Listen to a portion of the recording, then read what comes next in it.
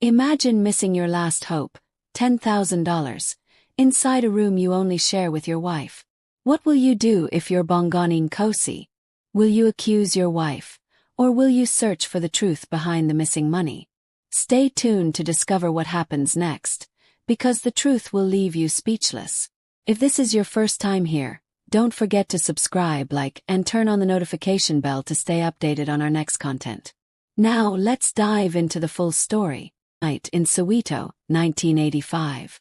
The air was heavy with the scent of burning paraffin as young Bongani Nkosi hunched over his tattered schoolbooks. A single candle illuminated his face, casting shadows that danced across the cracked walls of their one-room home. His mother, Gogo Nkosi, worked tirelessly at a local household, scrubbing floors and ironing clothes for wealthier families to keep them afloat. Bongani was determined to repay her sacrifices. Before sunrise each morning, Bongani's routine began with the soft rustling of newspapers. At just 12, he was the township's youngest vendor, pedaling through the streets on a borrowed bicycle. Njayo thenjisa izindaba uqs njafund, I sell the news so I can study, he'd tell curious passers-by. Every rand earned went into his education, a beacon of hope in a world riddled with hardship. Years later, fate smiled upon Bongani at university. His sharp wit and unyielding work ethic caught the attention of his professors and peers alike. But it was at a campus debate that he met Thandai Mabeso, a radiant young woman with a commanding presence. She was everything Bongani wasn't: polished, privileged, and the daughter of Nkulu Mabeso, a prominent businessman. Yet, they found common ground in their shared ambition for a better future.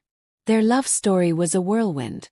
Against the backdrop of late apartheid-era South Africa, they carved out their world of dreams. Bongani proposed with a simple copper ring, a stark contrast to Thandai's wealthy upbringing. But she saw his potential, and together, they began a journey that would redefine their lives. The couple welcomed 7 children into their world, each a symbol of their unwavering bond. Through trials and triumphs, Bongani's small logistics company grew exponentially. By the time their youngest, Nandi, was born, they were living in a sprawling Sandton mansion. But while the world celebrated Bongani as a billionaire mogul, his family had mixed feelings about the man behind the wealth. In their luxurious home, Bongani's ethos of discipline remained unshaken. Despite their affluence, the Nkosi children weren't spoiled. Umcini, they called him, the keeper, a nickname born of his strict financial rules. Why must we take taxis when you own fleets of cars? Vuyo, the eldest son, once protested. To learn the value of what we have, Bongani replied sternly, his piercing gaze unwavering. Mandla, the second-born, had a different perspective. Working part-time at his father's company, he admired Bongani's work ethic, though he wished for more balance in their relationship. Tensions simmered during the Nkosi family's traditional Sunday lunches. These gatherings were meant to bridge the gap between their township roots and suburban reality. However, they often descended into debates about tradition versus modernity. Gogo Nkosi, the family matriarch, championed rituals and ancestral practices.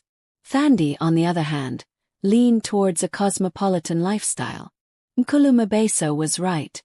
Thandai blurted one day, "Your township mentality suffocates progress." Her words struck like a thunderbolt. Gogo Nkosi, quiet but stern, merely muttered a prayer under her breath. Bongani, though visibly hurt, said nothing. He retreated to his study, where his meticulous records and plans offered solace from the growing family discord. Meanwhile, Thandai found solace in Emily Zulu, her childhood friend. Emily, reeling from her own troubles, a messy divorce and bankruptcy, became Thandai's confidant. Over lavish spa days and shopping sprees, she subtly planted seeds of doubt in Thandai's mind. "Why don't you have your own money?" Emily whispered one afternoon. "What if Bongani changes?" Thandai began questioning the financial dynamics in their marriage. Little did she know, Emily had her own agenda, and her influence would soon set the stage for chaos. Emily Zulu, with her sharp wit and charming demeanor, knew how to weave herself into the fabric of any household. For Thandi, she was more than just a friend. She was an escape from the rigid structure of Bongani's rules. Over the weeks, Emily's influence grew like an invasive weed. Their friendship became an almost daily affair. Morning coffee at upscale cafes, midweek spa treatments, and secret shopping sprees that made Thandi feel alive again. Emily fed her tales of independence and self-preservation. "You're a modern woman, Thandi," Emily would say, her tone dripping with conviction. "You can't let a man, billionaire or not, control your life. Separate bank accounts are the first step." Initially, Thandi dismissed these suggestions, defending Bongani's ways as rooted in family values. But Emily's words lingered, like a whisper in the back of her mind. And as Bongani's unyielding financial rules grated on her, she began to wonder, was Emily right? The tension was palpable at the Nkosi family's Christmas celebration. Bongani had gone to great lengths to make the day special. Beneath the towering tree were meticulously chosen designer gifts, wrapped with precision. He watched with pride as the children unwrapped their presents, their faces lighting up with excitement. But when it was Thandi's turn, she froze. In her hands was a luxury watch, encrusted with diamonds. Bongani smiled, waiting for her reaction. Instead, Thandi placed it back in the box and set it aside. "This isn't what I want, Bongani," she said flatly, her voice loud enough to silence the room. The children exchanged uneasy glances, their joy dissipating. Gogo Nkosi, seated at the head of the table, quietly shook her head. The house staff, accustomed to the family's disputes, tried to disappear into the background. Bongani's face betrayed a mix of hurt and confusion. "If you didn't want the gift, you could have told me privately," he said, his voice heavy. "This isn't about the gift," Thandi retorted. "It's about control. You've built this empire, but it feels like a cage for the rest of us." That Christmas evening, the Nkosi mansion was eerily quiet. The festivities had dissolved into fractured conversations and lingering glances. Emily, who had been invited to the celebration, stayed close to Thandi, her presence like a shadow. Little did anyone suspect that Emily's influence would soon escalate into betrayal. The first theft occurred on a quiet evening in January. Bongani, ever meticulous, was reviewing his company's finances in his study. He had withdrawn $10,000 in cash for an upcoming investment meeting. By morning the money was gone. A family meeting was called, the atmosphere tense. The Nkosi children, seated in the grand living room, looked bewildered. Bongani stood at the center, his commanding presence amplified by the silence. "This isn't just about the money," Bongani said firmly. "It's about trust. Someone in this house has betrayed us." The children protested their innocence, each defending themselves against the unspoken accusation. Vuyo, calm and methodical, suggested involving the authorities. Mandla, visibly upset, declared it a mistake to think anyone in the family would steal. "Let's not jump to conclusions," Thandi intervened, though her voice lacked its usual conviction. Emily, sipping tea in the corner, observed the chaos with quiet interest. She offered a suggestion that seemed reasonable at first. "Why not install a security system? That way, everyone can feel safe." Bongani agreed. Within days, CCTV cameras were discreetly placed throughout the mansion. What was meant to restore security only heightened the household's tension. The children grew cautious, their every move now monitored. Thandi began spending more time with Emily, seeking refuge from the scrutiny. Gogo Nkosi prayed in the family shrine, sensing an imbalance that went beyond stolen money. Unbeknownst to all, this was just the beginning. Emily, emboldened by the chaos she had sown, was preparing for her next move, a heist so audacious it would threaten to unravel the Nkosi family entirely. The tension in the Nkosi household had reached a boiling point. With the security system installed, everyone walked on eggshells. The once lively home, filled with laughter and familial chatter, had become eerily quiet. Every glance felt loaded with suspicion, every movement scrutinized. Bongani, ever vigilant, studied the CCTV footage regularly, his trust in his family wavering. He couldn't help but notice Thandi's growing absences. She spent hours away from home, often in the company of Emily. Meanwhile, Emily's influence deepened. Over lunch at an exclusive restaurant, she leaned closer to Thandi, her voice a conspiratorial whisper. "You've sacrificed so much for Bongani. Don't you think it's time you did something for yourself?" Thandi hesitated, the words striking a chord. She loved Bongani, but his rigidity had begun to feel suffocating. Emily's suggestion of opening a secret bank account now seemed less radical and more like an act of self-preservation. Back at the mansion, the children tried to adapt to the new reality.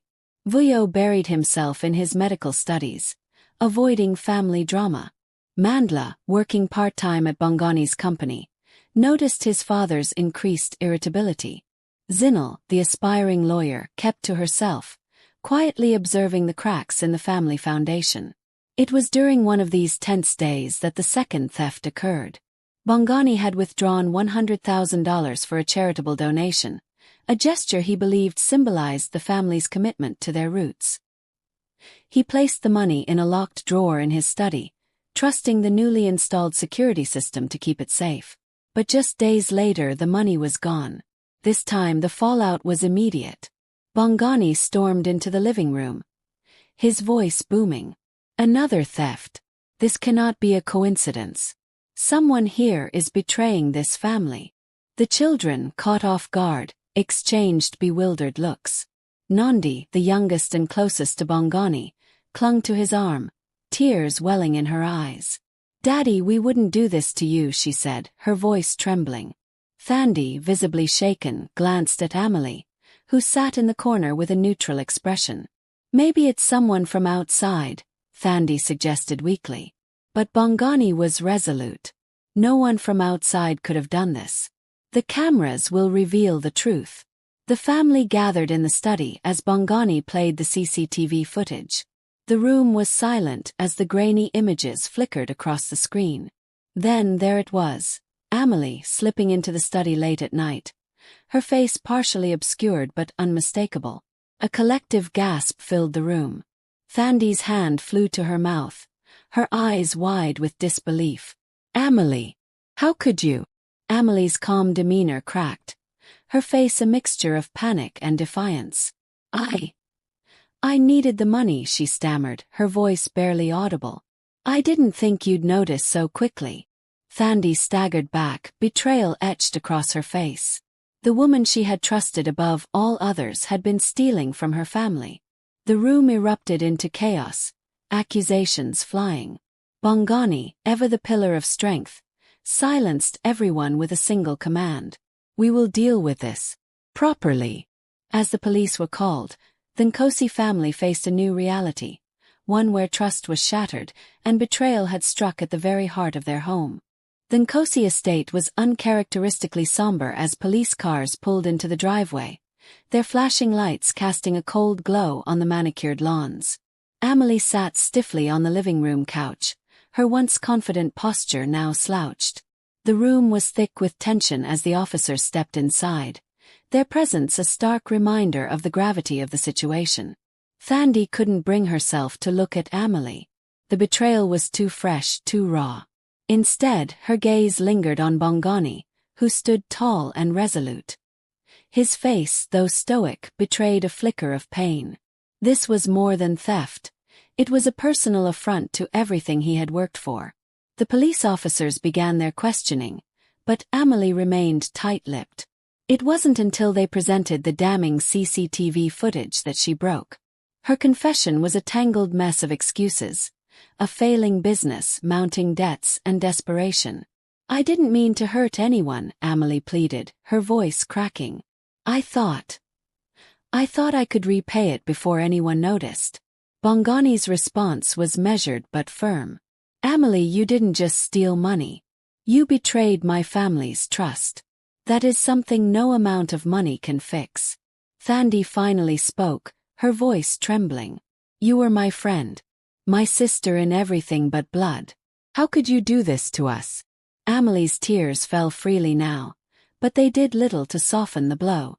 The police led her away, her dramatic exit watched by neighbors who had gathered outside, their whispers carrying through the night air. The following days were a whirlwind of media coverage.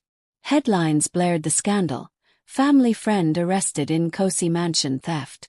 Paparazzi camped outside the estate, their cameras clicking furiously as anyone from the family appeared.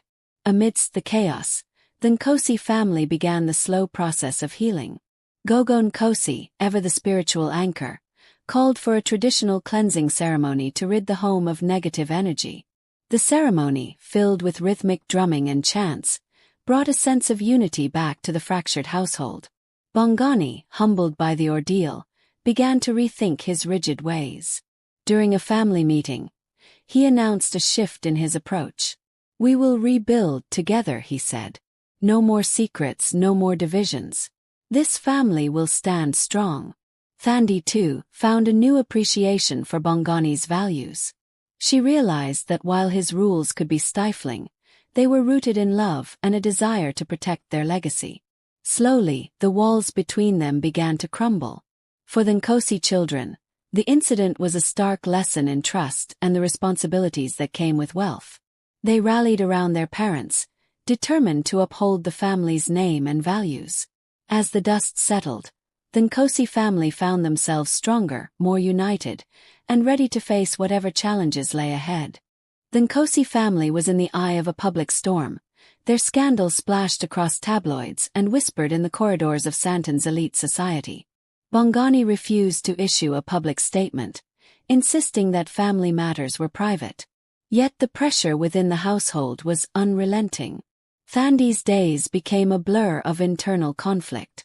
The betrayal by Emily weighed heavily on her, but so did the tension with Bongani. Though they had started to mend their bond, the road to reconciliation was far from smooth. She spent hours in her bedroom, flipping through old photographs of simpler times, when love, not wealth, had been the foundation of their lives.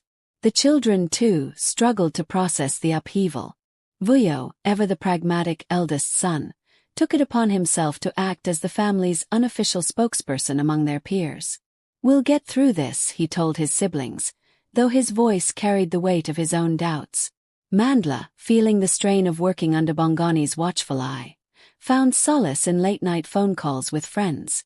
Zinal channeled her frustration into her law studies, her focus sharper than ever as she vowed to protect her family in the future. The younger ones, Nokuthala, Lungi, and Nondi, clung to each other, their shared laughter a small beacon of hope amid the chaos. Gogo Nkosi was the only one who seemed unshaken. She called for a family meeting in the lounge, where she addressed the simmering tension.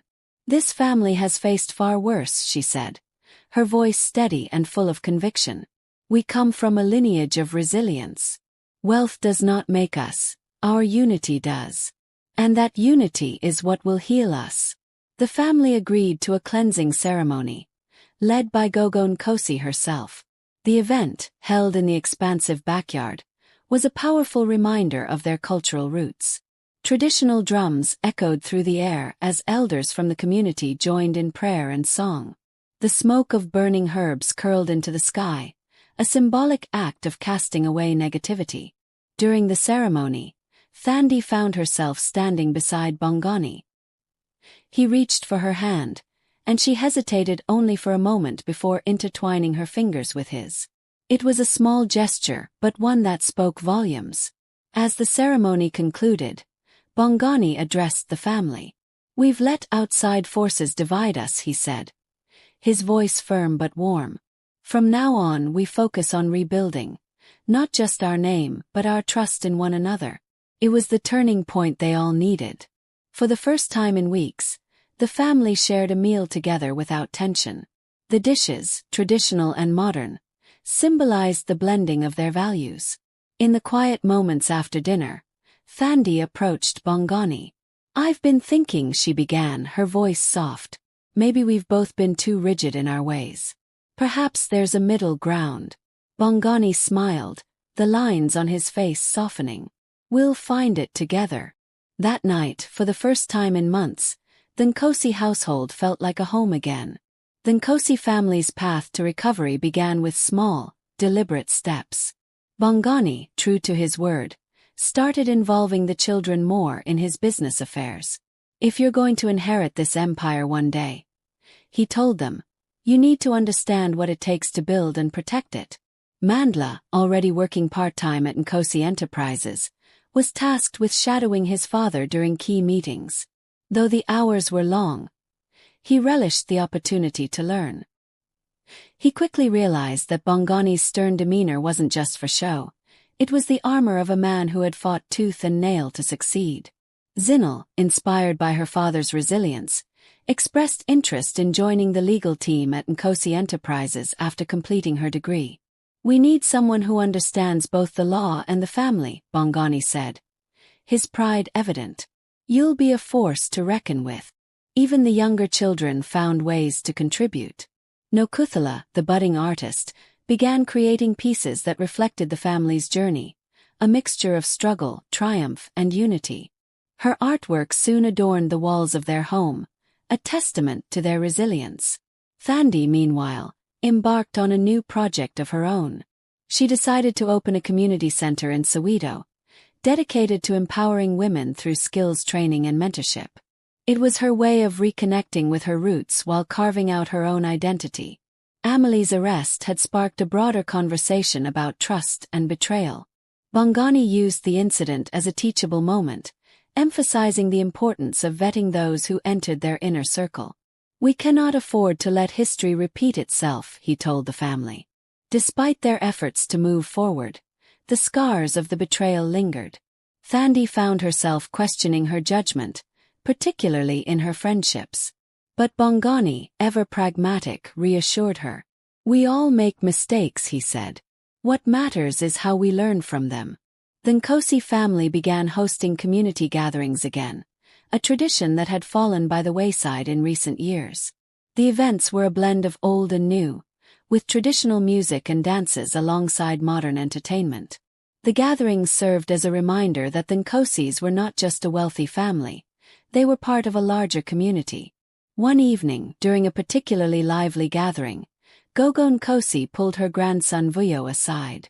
Never forget where you come from, she said, her voice firm but kind. This wealth is not just for you. It is a responsibility to uplift others. Vuyo nodded, her words sinking in. As the eldest, he carried the weight of expectation, but he also felt the privilege of continuing his family's legacy. By the end of the evening, the Nkosi family stood together, a united front. They had faced betrayal, public scrutiny, and internal strife, but they had emerged stronger. Their journey was far from over, but for the first time in a long while, they felt ready to face whatever challenges lay ahead, together. The Nkosi household was abuzz with preparations for the upcoming Christmas celebration. This year, Bongani insisted on making it grander than ever, a deliberate gesture to show the world, and themselves, that the family was thriving despite recent tribulations. The sprawling mansion was adorned with shimmering lights, and the scent of freshly baked gingerbread wafted through the air. Bongani had spared no expense in ensuring the holiday was special. He ordered designer gifts for each family member, ranging from bespoke suits for the boys to diamond-studded necklaces for the girls. Even Gogo Nkosi had a hand-crafted rocking chair made from the finest mahogany. Thandi, however, viewed the extravagance with skepticism. She had suggested a simpler Christmas, one that focused on family rather than material possessions. We've just started rebuilding, Bongani, she argued. Shouldn't we focus on us instead of appearances? But Bongani was adamant. This isn't just about appearances, he replied. It's about showing the children the rewards of hard work. The day of the celebration arrived, and the Nkosi family gathered in their opulent living room, the tree twinkling with lights and ornaments imported from Europe. Bongani handed out the gifts with a proud smile, but the reactions were not what he had hoped for. Thandi was the first to voice her discomfort. Bongani, do you think all this is necessary? She asked, holding up an intricately wrapped box containing a diamond bracelet. What happened to teaching the children the value of simplicity? Her words hit a nerve. The children exchanged uneasy glances, unsure whether to agree with their mother or stay silent out of respect for their father. Vuyo, ever the diplomat, tried to diffuse the tension. "It's beautiful, Baba." "Thank you," he said, though his tone lacked enthusiasm. The younger ones weren't as tactful. "Why can't we just have a normal Christmas like other families?" Nandi blurted out, her voice tinged with frustration. "This feels fake." Bongani's face hardened. "Fake," he repeated, his voice low but intense. "Do you think all this comes easy? Do you know the sacrifices I've made to give you this life?" Before anyone could respond, Bongani Nkosi cleared her throat. "Enough," she said, her voice commanding attention. "This is not the time for arguments. Christmas is about unity, not division." The room fell silent, but the damage was done. The atmosphere, once festive, had soured. Even the house staff, who had been quietly observing from the sidelines, exchanged sympathetic looks. That night, as the children retreated to their rooms and Bongani Nkosi retired early, Thandi and Bongani found themselves alone in the living room. The unwrapped gifts lay scattered around them, a stark reminder of the evening's failure. "I'm trying, Thandi," Bongani said quietly, his voice breaking the heavy silence. "I'm trying to give them everything I didn't have." "And I appreciate that," Thandi replied, her tone softening. "But sometimes all they need is us, just us." The couple sat in reflective silence, the glow of the Christmas tree casting long shadows on the walls. The fallout from Christmas lingered, leaving the Nkosi household tense. Thandi and Bongani worked to bridge their differences, but an undercurrent of unease remained.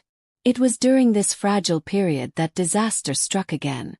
One morning, as Bongani prepared to leave for a board meeting, he discovered something amiss in his study.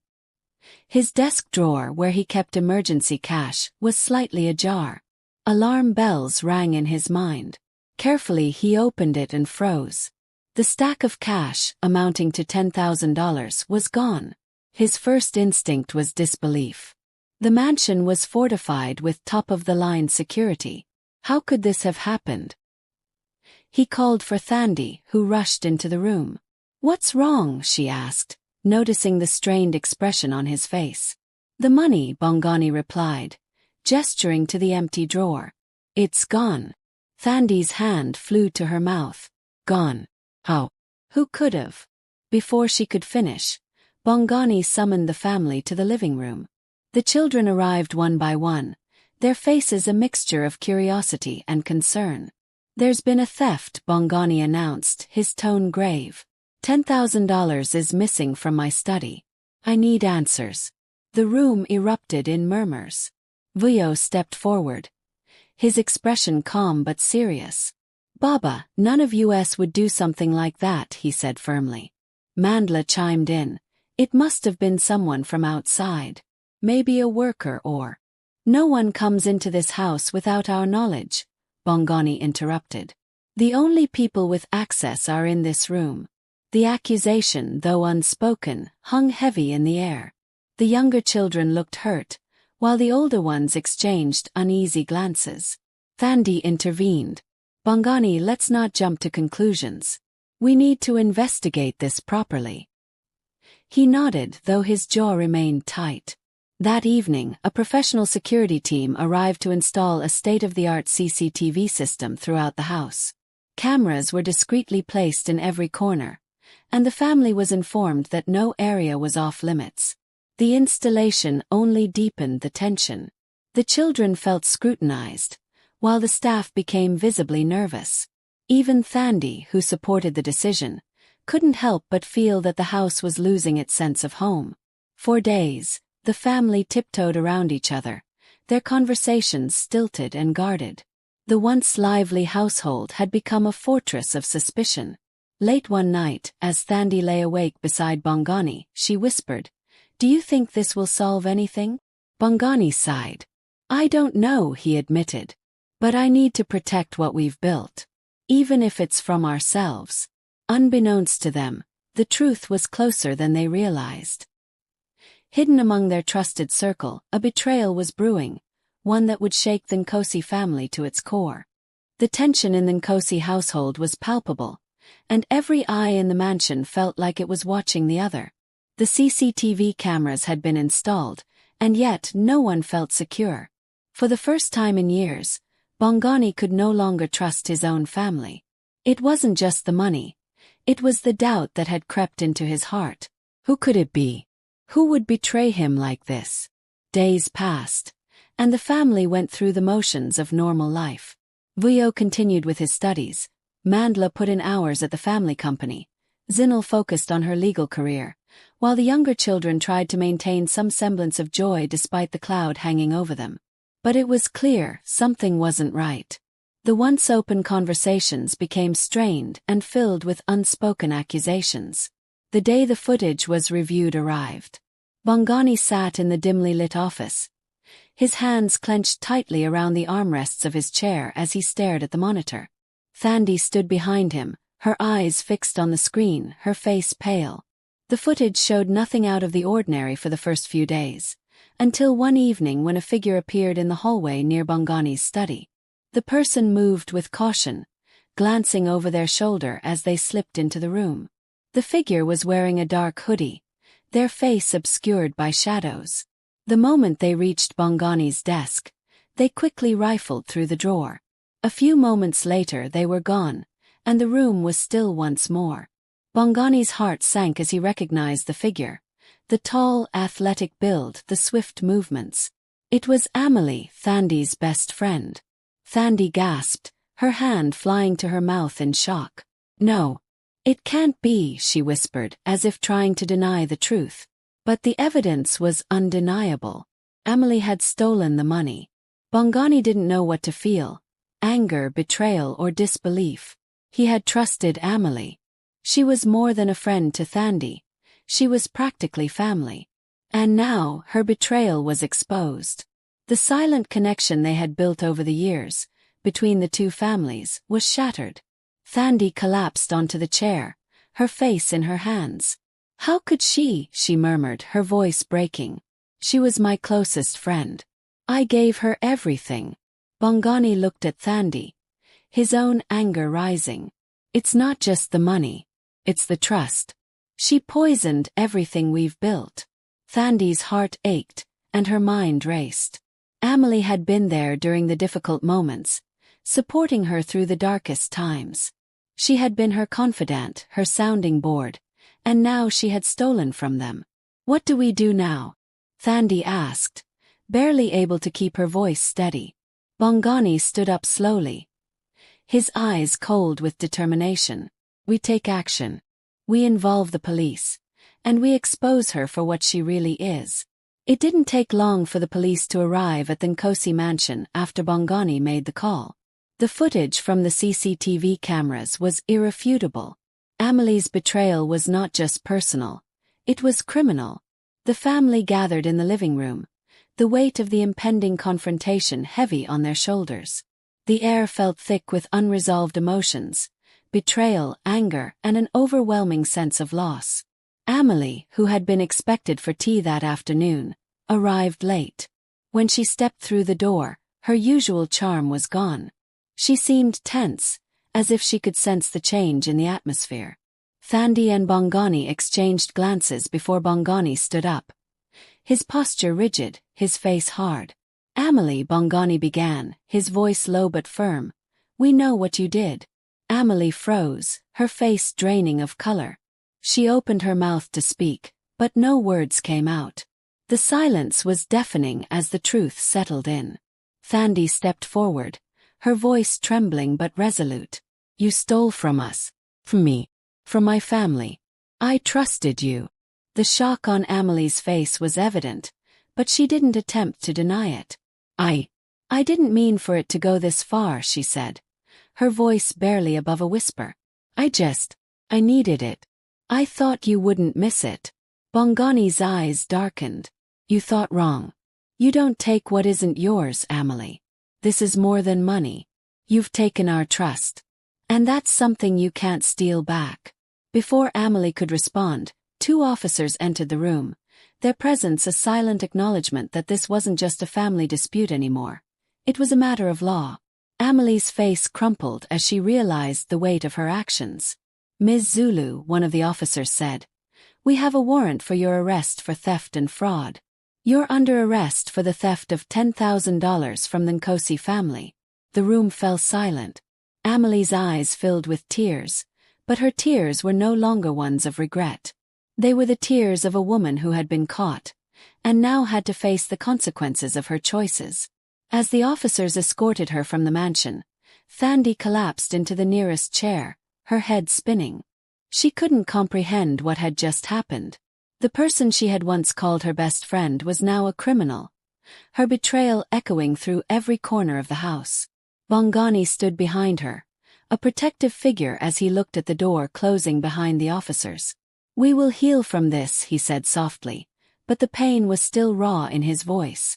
"But we'll never forget." And with that, the Nkosi family's trust in each other was tested once more, this time by a friend turned enemy. The media frenzy surrounding Emily's arrest was relentless. Cameras flashed, microphones were thrust at Bongani, Thandi, and even the children as they were hounded by journalists eager to capture their every reaction. The Nkosi family had become the center of a scandal that no one had seen coming. But amid the chaos, Bongani remained steadfast. He was not about to let this tear his family apart. Inside the courtroom the tension was thick. The courtroom buzzed with whispers, everyone eager to see how this high-profile case would unfold. Emily, once a well-dressed and composed figure, now sat in a defendant's chair. Her clothes were no longer the designer labels she had once worn with pride. Now they were simple and somber. Her eyes were red, her face pale, and her hands shook as she clasped them tightly together. Thandi sat in the front row, her heart heavy with the weight of the betrayal. Bongani was beside her, his expression hard and unreadable. He had always fought for what he believed in, but this time the fight felt different. It was personal. It was a fight for their family's integrity, for the trust they had lost. The judge called the court to order, and the proceedings began. Emily's defense attorney stood, attempting to paint her as a woman who had been desperate and confused, a victim of her circumstances. "Ladies and gentlemen of the jury," the lawyer began, "my client is not a criminal by nature. She made a mistake, yes, but it was a moment of weakness, not malice. She was struggling, emotionally and financially, and made an unfortunate decision in a time of distress." Thandi listened with clenched fists, her teeth grinding. How could the woman who had been her closest friend now be reduced to this? A criminal, a liar, and a manipulator. The words cut deep, but she kept her focus. She knew she had to be strong for her family. Bongani stood up next, taking the stand with a quiet, powerful presence. His voice rang clear in the courtroom as he described the trust he had placed in Emily over the years. "She was more than a friend to my wife," he said. "She was part of this family. And in one act of theft, she destroyed everything we worked for. Trust is not something you get back once it's broken." The room fell silent. Thandi squeezed Bongani's hand, a tear slipping down her cheek. The betrayal was real, but so was the strength of their unity. They had weathered storms before, and they would get through this one too. When it was Thandi's turn to speak, she hesitated at first. She was raw, the pain of the betrayal still too fresh to fully express. But she knew she had to do it, for herself, for her family. "I trusted her," she said, her voice trembling. "She was the one I turned to when I was lost. She was like a sister to me. And now I have to live with the fact that she stole from me. Stole from my family. That trust is gone, and it's something I can never get back." Emily's eyes flickered with guilt as she listened to Thandi's words, but there was no turning back now. The damage was done.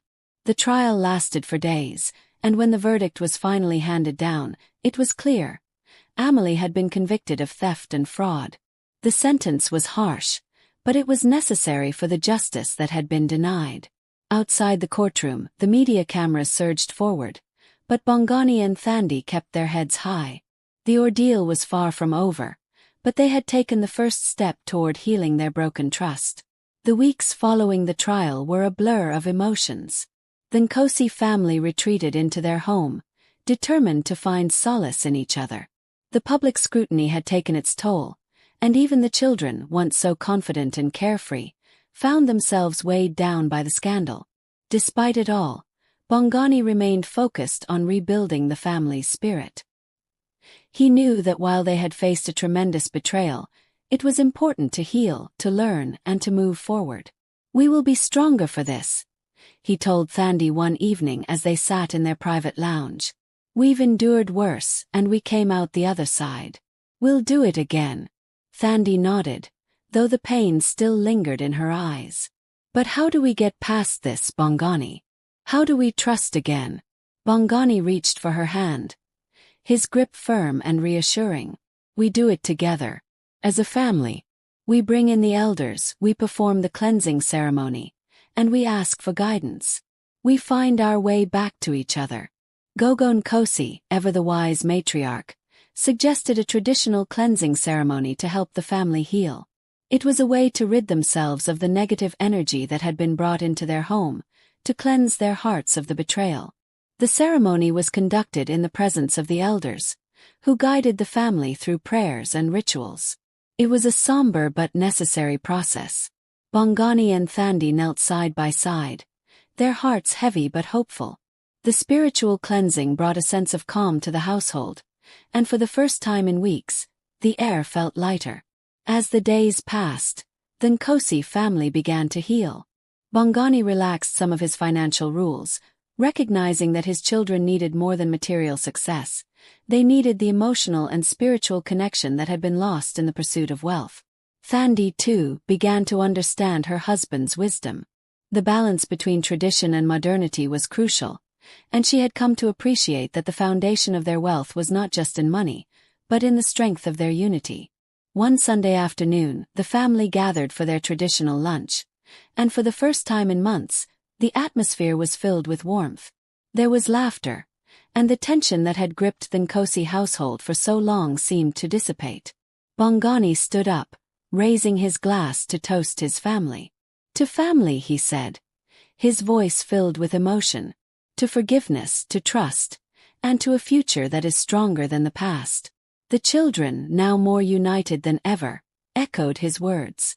For the first time in a long while, the Nkosi family felt whole again. It was a Saturday morning, and the Nkosi family stood in the grand living room of their Sandton mansion, gathered together for one of their now traditional Sunday lunches.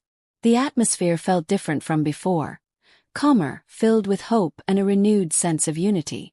The events of the past year had changed them all, but they had emerged from the storm stronger and wiser. Bongani looked at his children, who had grown in ways he hadn't expected. Vuyo, the eldest, now had a deeper understanding of the weight that came with success. Mandla, who once resented his father's strict financial discipline, had learned the importance of responsibility and hard work. Zinal was beginning to find her path in law, while Themba, Nokuthala, Lungi, and Nandi all shared a new appreciation for family values and cultural roots. But it was more than just the kids. Thandi had undergone a transformation too. The betrayal of her best friend, Emily, had shaken her to the core, but in the process, she had learned the true meaning of loyalty and trust. She had also gained a deeper understanding of Bongani's methods and values, which had once seemed rigid and outdated. "We've been through a lot," Bongani said, his voice filled with emotion as he looked around at his family. "And through it all, we've stood together. It hasn't been easy, but we're still here." Thandi squeezed his hand, a silent acknowledgement of everything they had overcome. "I think we've finally found our balance, Bongani. Between modernity and tradition, between wealth and wisdom." They were no longer the same family that had been torn apart by betrayal and greed. They were stronger, more grounded, and more connected to their roots. The healing that had taken place wasn't just spiritual. It had been emotional and mental as well. As Gogo Nkosi prepared her traditional dishes in the kitchen, the family shared stories and laughter. Nkulu Mabeso, who had once criticized Bongani's methods, now nodded in approval. He had seen his daughter go through a journey of self-discovery, and he too had found a sense of peace. "Bongani," he said after a moment, "you've taught this family something important. It's not about what we have, but who we are and how we carry ourselves." Bongani smiled, the weight of the years seeming to lift off his shoulders. "I'm proud of all of us. We've had our differences, but today we stand united." After the meal, Bongani made an announcement that took everyone by surprise. "We're going to Soweto for a family vacation," he said. "Where it all began." The family fell silent for a moment, the idea sinking in. They had come so far from their humble beginnings, and now they were going back to where it all started. It was a symbolic gesture, a return to their roots, a reminder of what they had built together. "We're going back home," Thandi said softly, a smile tugging at her lips. The following days were filled with preparation for their trip. For the children, it was a chance to reconnect with the place that had shaped their parents. For Bongani and Thandi, it was a way to revisit the past and reflect on how far they had come. As the family traveled to Soweto, the streets filled with nostalgia. They visited the humble house where Bongani had grown up, the one-room shack that had once been their entire world. The memories flooded back, and Bongani stood in the middle of the street, looking at the familiar faces of people who had once shared his struggles. "I never thought I'd be back here," Bongani said, his voice thick with emotion. "But this is where it all started. This is where my journey began." The Nkosi family spent their days in Soweto reconnecting with old friends, sharing stories, and soaking in the culture that had shaped them. They visited the local church where Bongani's mother had prayed for a better future. They toured the streets where Bongani had once sold newspapers, and they marveled at the changes that had taken place over the years. As the vacation came to an end, the family felt a sense of peace. They had learned valuable lessons about family, tradition, and the importance of staying grounded in their roots. They had witnessed the transformative power of forgiveness and unity. Bongani and Thandi stood together, watching the sunset over Soweto. "This is where it all began," Bongani said quietly. "But this is not the end. Our journey continues." And so, the Nkosi family left Soweto forever changed. They returned to their Sandton mansion with a newfound sense of balance between wealth and wisdom, modernity and tradition. They had found a way to honor their past while building a future that was theirs to shape. The road ahead was long, but together, they would face it as a family, united, strong, and ready for whatever the future held. Thank you for watching, but before you go, let's digest these moral lessons together. Here are the moral lessons. True wealth lies in family and unity. Material wealth can bring comfort, but true richness comes from strong family bonds, mutual respect, and unity. The Nkosi family's journey highlights the importance of sticking together, even through challenges. The importance of values over possessions. Teaching the value of hard work, discipline, and humility is more meaningful than simply providing material possessions. Bongani's strict financial principles taught his children lessons that money alone could not. Beware of toxic influences. Not everyone who enters your life has good intentions. Thandi's relationship with Emily underscores the need to choose friends wisely and to recognize manipulative behavior before it causes harm. Forgiveness and reconciliation build strength. Despite betrayal and misunderstandings, the Nkosi family found strength through forgiveness and healing. Their ability to move past the pain and rebuild relationships demonstrates the power of reconciliation. Trust and communication are key in relationships. The story shows how miscommunication and lack of trust can lead to conflict. Open, honest conversations and mutual understanding between Bongani and Thandi were crucial in resolving their issues. Wealth comes with responsibility. With great wealth comes the responsibility to manage it wisely and to use it for the betterment of family and community. Bongani's journey reminds us to remain grounded and to use success as a tool for good. The value of cultural roots. Staying connected to one's roots provides a sense of identity and purpose. The Nkosi family's return to Soweto symbolized the importance of honoring where they came from, even as they embraced their future. Resilience through challenges. Life's difficulties, including betrayal and financial stress, are opportunities for growth. The Nkosi family's perseverance in the face of adversity showcases the strength that comes from resilience. Ubuntu, we are because of others. The story reflects the African philosophy of Ubuntu, emphasizing that individuals thrive through their connection with others. The Nkosi family's journey of healing and growth is a testament to the power of community and interconnectedness.